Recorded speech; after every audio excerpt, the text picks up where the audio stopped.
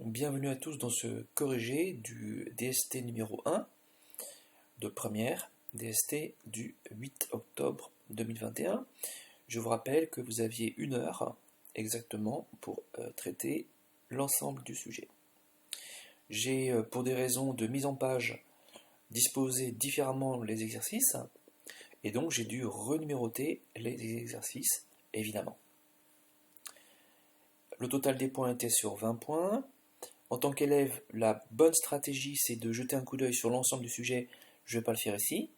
Et si un exercice, manifestement, vous déplaît très fortement, bien entre guillemets, dans votre tête, vous le barrez. Vous partez du fait que vous ne le traiterez pas. Ce qui va vous libérer du temps pour traiter bien les exercices que vous pensez savoir faire. Bon, supposons qu'on soit un élève assez fort, même très fort, et que l'on souhaite obtenir une très bonne note.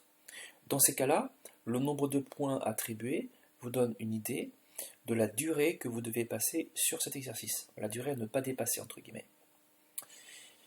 Ici, 1,5 plus 2,5, alors 1 plus 2 ça fait 3, plus 1 ça fait 4, donc 4 points sur un total de 20 points, c'est 1/5 de la note, donc je ne dois pas dépasser 1/5 de la durée d'1 heure qui était attribuée à l'ensemble du sujet.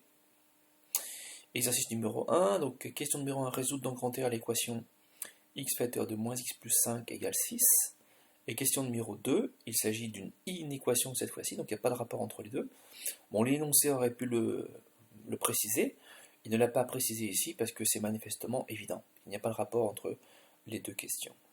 Question numéro 1, on développe, on bascule tout du même côté, on est ramené à ax carré plus bx plus c égale 0, on calcule le discriminant, delta égale, alors quand vous appliquez une formule, il faudra toujours d'abord rappeler la formule du cours, donc la formule littérale avec les lettres, et ensuite remplacer.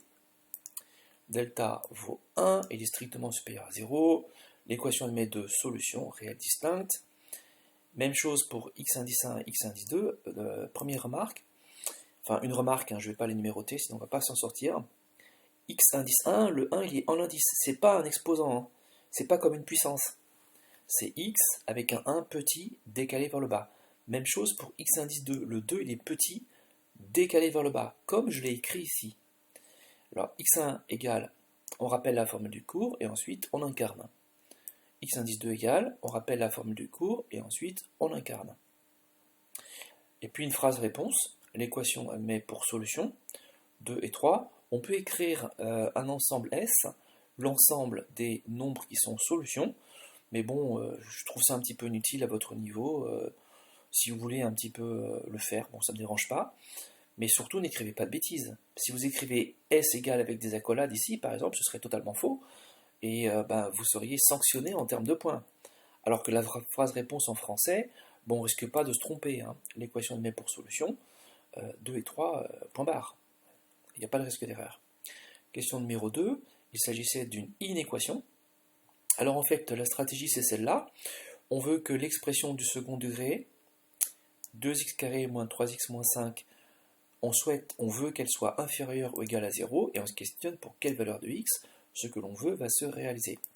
Alors si on connaît les signes positifs et négatifs de cette expression-là, si on sait quand est-ce que l'expression du second degré ici bleutée est positive et quand est-ce qu'elle est négative, on pourra en déduire en particulier quand est-ce qu'elle est négative. Puisque dire que l'expression bleue est inférieure ou égale à 0, cela revient à dire que l'expression bleue est négative ou nulle. Donc on se lance en fait dans l'étude de l'expression bleue avec l'idée d'en obtenir le tableau de signes. L'expression bleue ici, voilà. L'expression bleue c'est celle-là. Alors, allons-y, 2x carré moins 3x moins 5 est de la forme x carré plus b plus c avec a égale 2, b égale moins 3, c égale moins 5. Le calcul de discriminant, qui vaut 49, est strictement supérieur à 0. Donc, on obtient deux racines. Attention, ici, je n'ai pas le droit de dire solution. C'est solution d'une équation. Solution d'une équation. Ici, c'est pas une équation. J'ai une inéquation, je n'ai pas le droit de dire solution. Enfin, les deux nombres x indice 1 et x indice 2, je n'ai pas le droit de les appeler les solutions. On les appelle les racines de l'expression, en fait, les racines de l'expression. Même chose, x indice 1 et x indice 2, rappel des formules du cours et incarnation, et on obtient les deux nombres, moins 1 et 5 demi. On rappelle la règle, alors ce que certains d'entre vous avez oublié de faire, lorsqu'on se propose de dresser le tableau de signes d'une expression du second degré, cela se fait à l'aide d'une règle des signes, et cette règle, c'est celle-là. Ax carré plus b plus c est du signe de petit a à l'extérieur de ses racines, et on peut même préciser est du signe contraire entre ses racines. Ensuite, on construit le tableau de signes, et puis comme on voulait, le tableau de signes, en fait, il signifie la chose suivante, c'est que l'expression 2x carré moins 3x moins 5, elle est d'abord positive, ensuite négative, ensuite positive, et elle est positive pour des x appartenant à l'intervalle moins l'infini, moins 1, ensuite négative pour des x appartenant à l'intervalle moins 1, 5 demi, et à nouveau positive pour des x appartenant à l'intervalle 5 demi plus l'infini. Alors comme nous on voulait que l'expression soit négative ou nulle, eh bien, méthode du sous-marin vert, je trace une espèce de flèche verte, une espèce de sous-marin vert au niveau de la case des signes qui m'intéressent.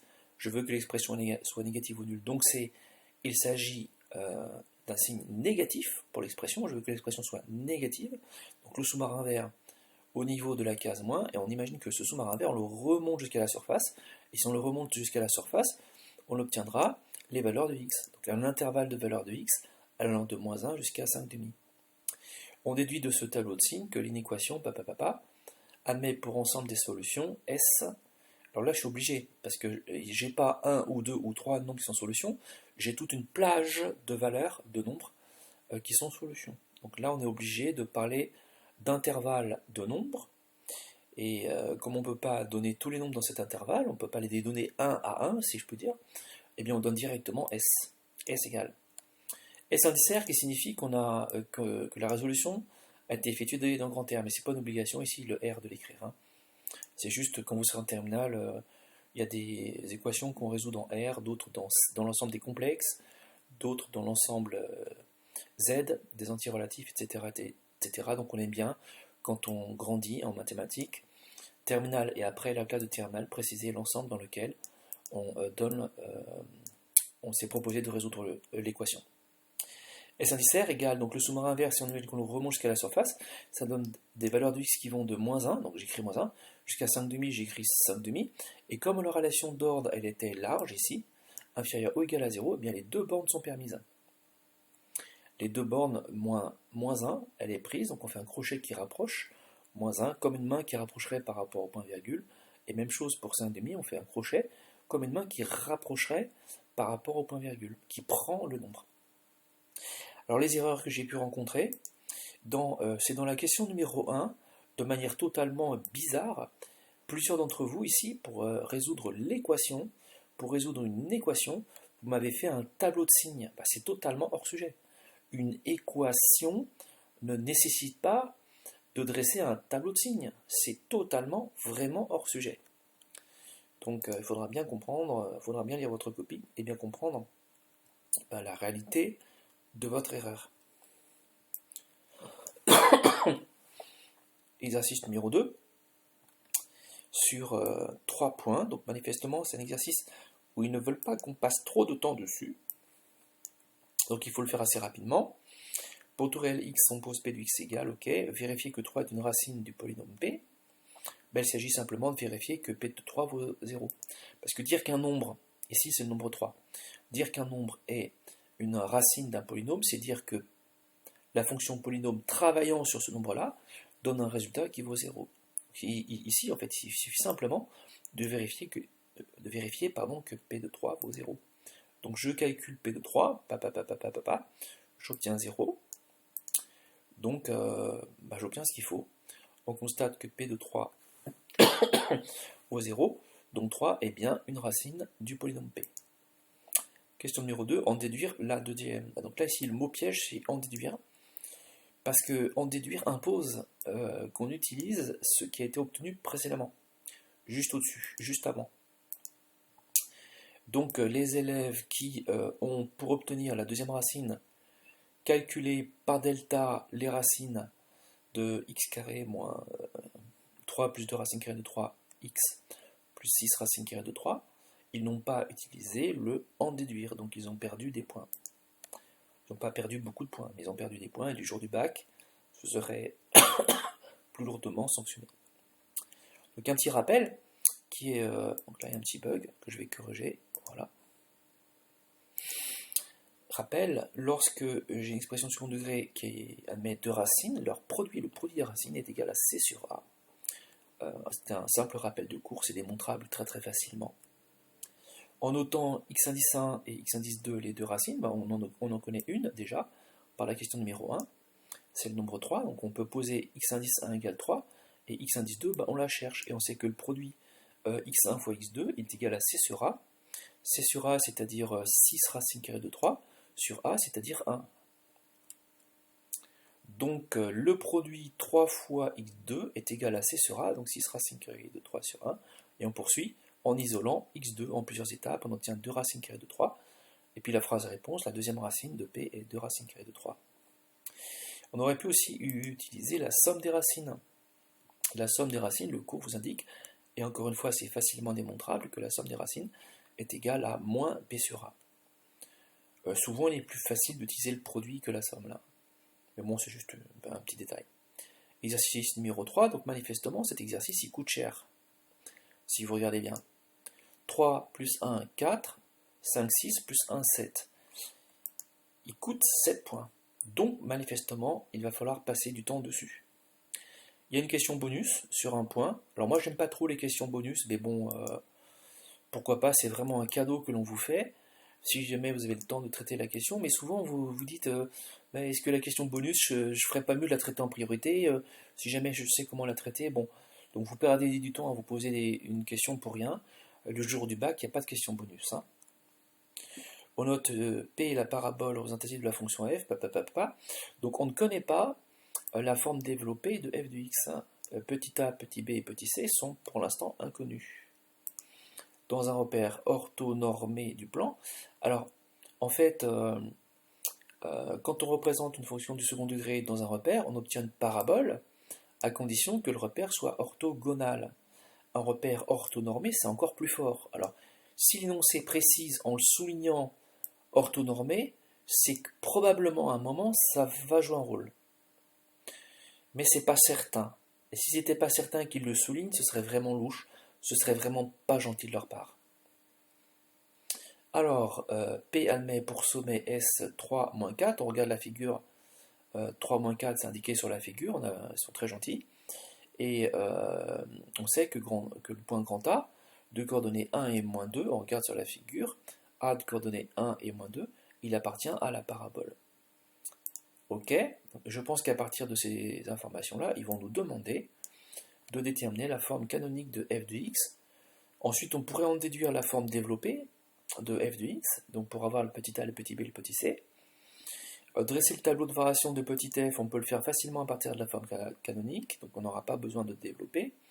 Vous avez vu que je me pose des questions, en lisant l'énoncé en tant qu'élève, je me pose des questions pour essayer en fait d'anticiper les questions qui pourraient se poser. C'est juste par jeu que je fais ça, simplement pour essayer de deviner ce qu'on va me demander. Je trouve ça assez motivant et assez amusant. La parabole P coupe l'axe des abscisses.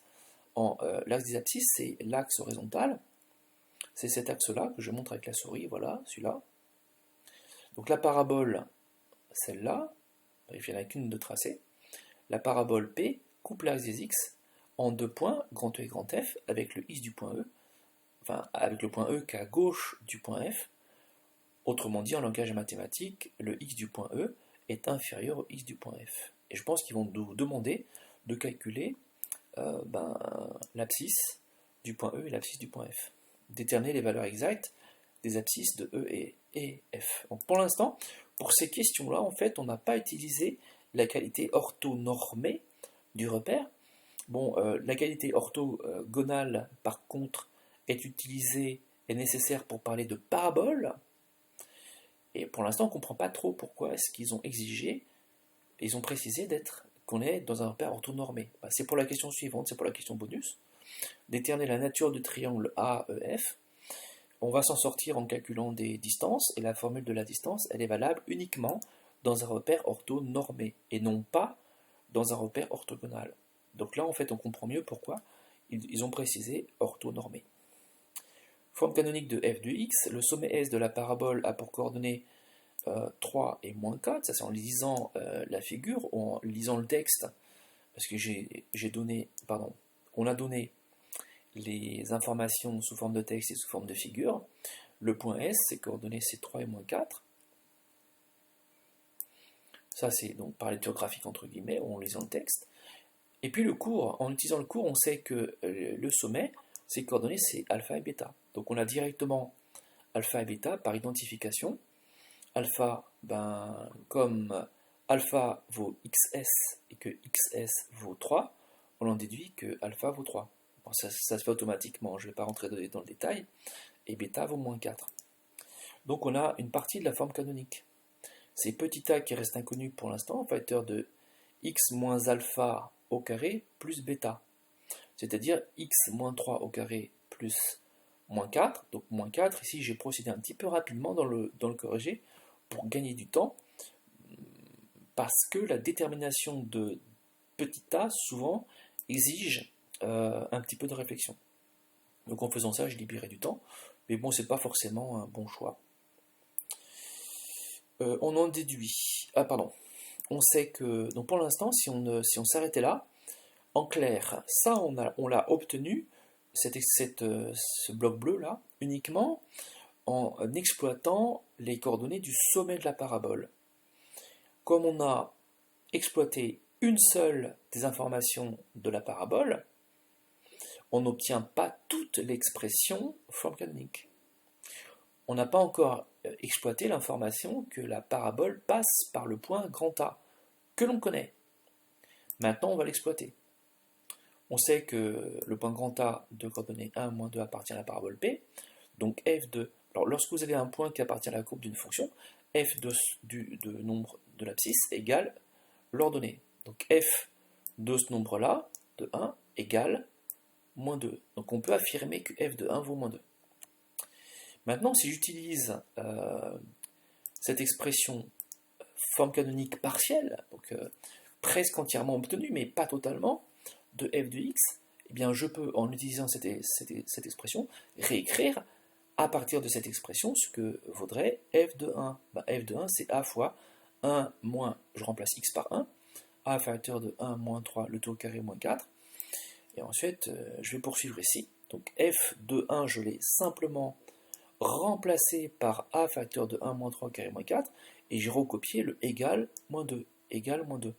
Alors, ce faisant, j'obtiens ici une équation d'inconnu petit a, donc j'ai une seule équation et une seule inconnue, dont je vais pouvoir résoudre.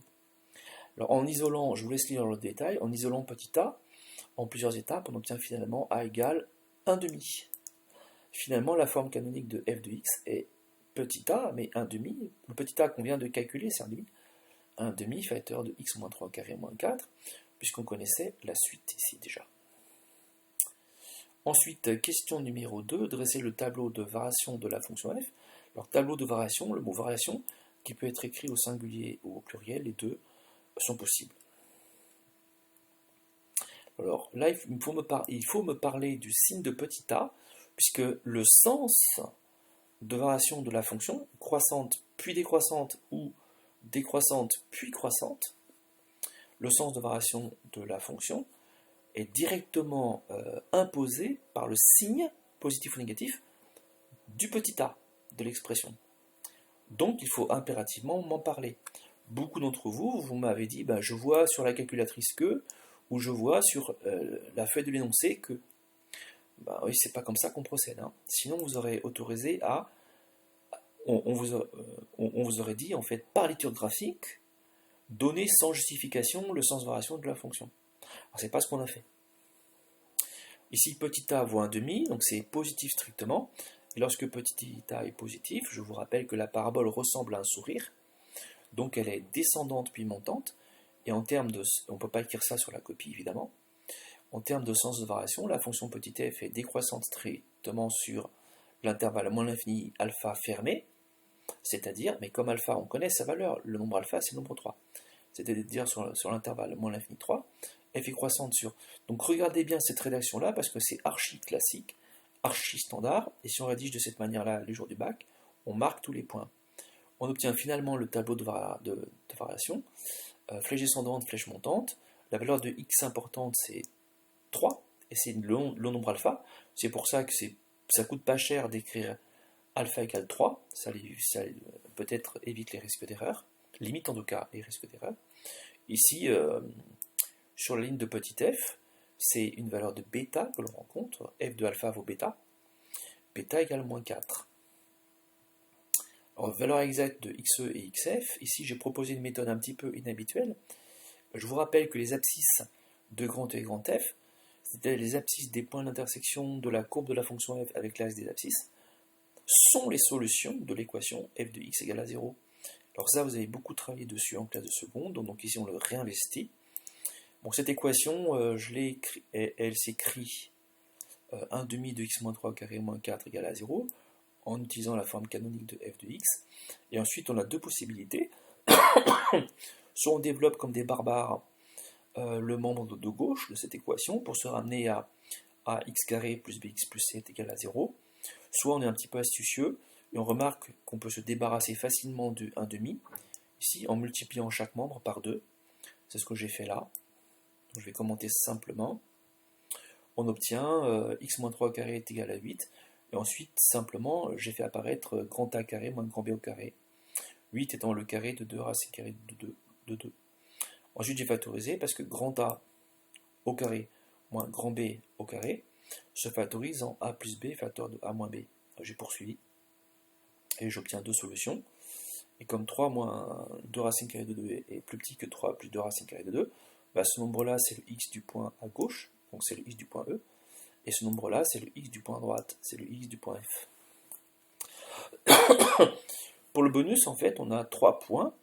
On va calculer les distances, AE, AF et EF, et regarder si, à tout hasard, on a l'une des distances au carré plus la deuxième au carré égale à la troisième au carré. Parce que sur la figure, en fait, il semblerait que le triangle AEF, bon, il n'y a aucune chance qu'il soit équilatéral sur la figure, manifestement ça ne marche pas, ni isocèle. Donc si ce triangle est quelque chose, et si on pose la question, c'est que probablement il est quelque chose. Ben, s'il est quelque chose, ce serait rectangle.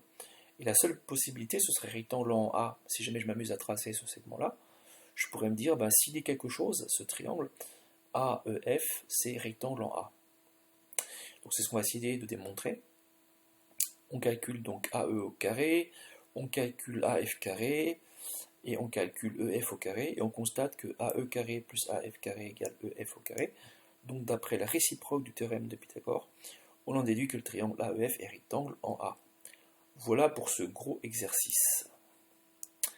Exercice numéro 4, il s'agissait d'une inéquation avec un dénominateur contenant la variable. Alors là, il y a une vraie difficulté. Il ne faut surtout pas se dire c'est trop simple, je vais multiplier chaque membre par x plus 4. C'est pas possible parce je vous rappelle la règle qui dit que lorsqu'on multiplie chaque membre dans une relation d'ordre, lorsqu'on multiplie chaque membre par un nombre strictement positif, on sait qu'on va conserver le sens de la relation d'ordre. Mais par contre, si on multiplie chaque membre par un nombre strictement négatif, alors on doit inverser le sens de la relation d'ordre. En clair, on a le droit en fait de multiplier chaque membre par un nombre, mais à condition que le signe de ce nombre soit connu et que le signe ne change pas. Si le signe de l'expression par laquelle on va multiplier chacun des deux membres, si jamais ce signe c'est toujours positif strictement, on pourra en déduire que le sens de la relation d'ordre est toujours conservé. Mais s'il est strictement négatif, toujours, on pourra en déduire que le sens de la relation d'ordre il sera inversé. Ici, il y a un petit problème, c'est que si jamais on s'amuse à multiplier, à basculer entre guillemets en langage élève le x plus 4 de l'autre côté, ça revient à multiplier ce membre-là et donc le membre aussi à gauche par x plus 4. X plus 3 fois x plus 4 Et là, 1 sur x plus 4 fois x plus 4, ce qui vous donnera 1. Or, quand vous multipliez par x plus 4, ben on peut le faire en conservant le sens de la relation d'ordre si x plus 4 est toujours strictement positif, ce qui n'est pas le cas. X plus 4 va changer de signe. Et on pourrait le faire aussi si x plus 4 était toujours strictement négatif, on inverserait le sens de la relation d'ordre si x plus 4 était toujours strictement négatif, ce qui n'est pas le cas. Alors comme x plus 4 il change de signe, ben, il n'est pas toujours strictement positif, et donc on ne sait pas quoi faire du sens de la relation d'ordre.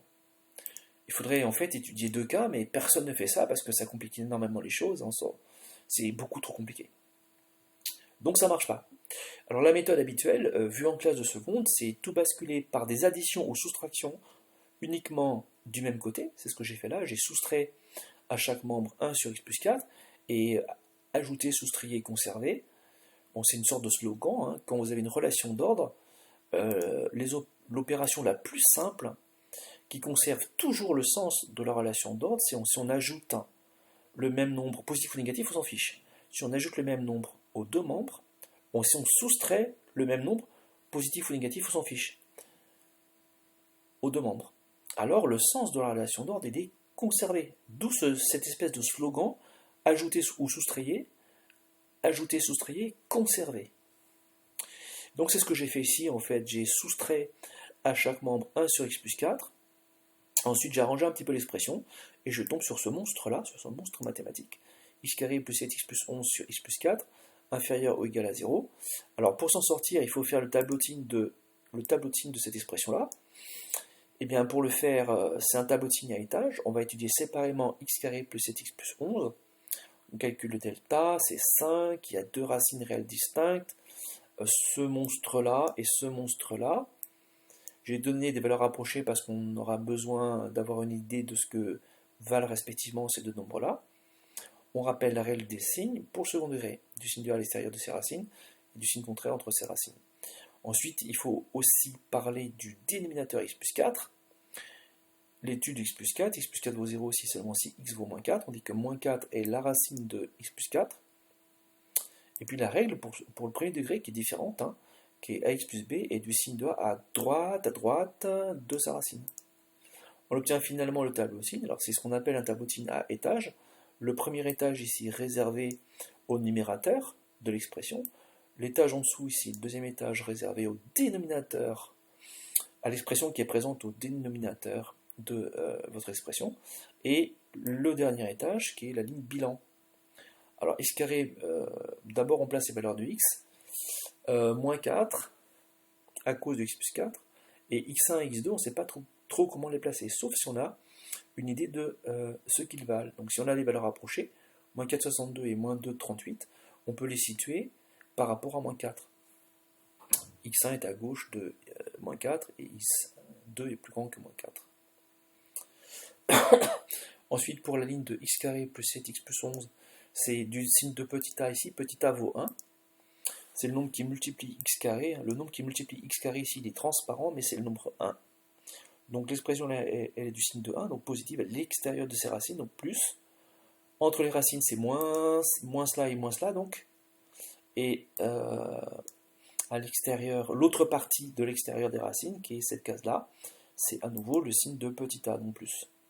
Pour x plus 4, ben, j'ai un 0 sur x est égal à moins 4, et x plus 4 est du signe de petit a. Ici, peut-être j'aurais intérêt à écrire ce que vaut petit a, c'est 1 là. Hein. Et même chose ici, là, pour notre expression du second degré, son petit a à L, c'est 1. Alors c'est du signe de petit a à droite de sa racine, donc à droite de ce 0-là. À droite, ce sont ces deux cases-là, ben, c'est positif, ces deux cases-là. Là où je bouge la souris. Donc positif, et forcément, puisque j'ai affaire du premier degré, ça va changer de signe de l'autre côté. Pour le premier degré. Pour le second degré, c'est pas toujours vrai. Négatif de l'autre côté. Et puis ensuite, la ligne bilan, plus divisé par moins, ben, ça fait moins. Moins divisé par moins, ça fait plus. Moins divisé par plus, ça fait moins. Et plus divisé par plus, ça fait plus. Ensuite, on fera attention, à cause du dénominateur x plus 4, j'ai une double barre pour q du x, uniquement pour q du x, lorsque x plus 4 vaut 0. Donc pour x est égal à moins 4, pour q du x uniquement, j'ai une double barre ici pour x égale moins 4. Une double barre qui signifie non-existence. Je ne vais pas refaire tout le cours de seconde. La double barre qui signifie non-existence. Donc ici, j'ai indiqué par une flèche rouge le danger, qui est l'oubli assez fréquent, de cette double barre. Ensuite, méthode du sous-marin, on voulait que le quotient, que q de x ici soit inférieur ou égal à 0, c'est-à-dire négatif, ou nul. Négatif ou nul, j'ai placé les sous-marins sur les deux cases moins, je vais les remonter jusqu'à la surface, ça me donne moins l'infini x1 compris, moins 4 non compris à cause de la double barre, jusqu'à x2 compris. Ce que j'ai dû écrire dans la phrase de conclusion. La dernière ligne de ce tableau de signes permet d'obtenir l'ensemble des solutions. S égale moins l'infini x1 fermé, union moins 4 ouvert ici. Donc attention au sens du crochet ici. C'est aussi une erreur extrêmement fréquente. C'est un crochet qui rejette. Moins 4 donc ouvert, crochet qui rejette, jusqu'à x2 compris. Exercice numéro 5 sur 2 points, donc un petit exercice à faire assez rapidement, donc il ne doit pas être bien difficile. Déterminer les réels x et y, tels que la somme vaut 29 et le produit vaut 198. Donc il y a deux possibilités. Soit on se rappelle de ce que dit le cours, que lorsqu'on connaît la somme de deux nombres et le produit de deux nombres, eh bien ces deux nombres sont les deux solutions de l'équation x carré moins sx plus p égale à 0, en appelant s la somme et p le produit. Soit je ne me rappelle pas, si je ne me rappelle pas, c'est pas bien grave, je vais isoler y par exemple dans la première ligne et remplacer dans la deuxième. On isole y dans la première ligne et remplace dans la deuxième ligne, ce qui me donne cette équation-là à une seule inconnue petit x. Donc on peut la résoudre. On développe, on bascule tout du même côté, delta, x1, x2. Il faut bien comprendre que ces deux nombres-là sont des valeurs de x. Des valeurs de x. C'est pas une valeur de x, c'est une valeur de y a priori. Ce sont deux valeurs de x. Donc manifestement, il va y avoir deux possibilités. Pour la première valeur de x, je calcule le y en remplaçant x par sa valeur dans la première ligne, ou en remplaçant là, lorsque j'avais isolé ici, là, y égale 29 moins x, ce sera plus rapide, égale finalement 18. Donc quand x vaut 11, y vaut 18, et je retombe sur la deuxième valeur du x. Alors pour des raisons de symétrie, mais si jamais le problème n'était pas symétrique, si jamais c'était pas x plus y égale 29, mais x plus 2y égale un nombre et x fois y égale un autre nombre, et bien là on n'aurait pas cet effet de symétrie. Les deux valeurs du x que l'on obtiendrait ne seraient pas la valeur du x et la valeur de y. Alors pour la valeur du x 11, j'obtiens une valeur de y qui vaut 18, et si je fais un calcul en toute innocence séparément, pour la valeur de x 18, je vais obtenir finalement un y qui vaut 11. Donc j'ai deux couples solutions, j'ai deux couples qui répondent à la question posée.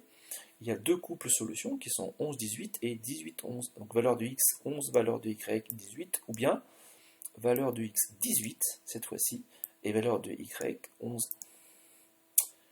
Voilà pour ce corrigé, j'espère qu'il vous sera utile. A très bientôt.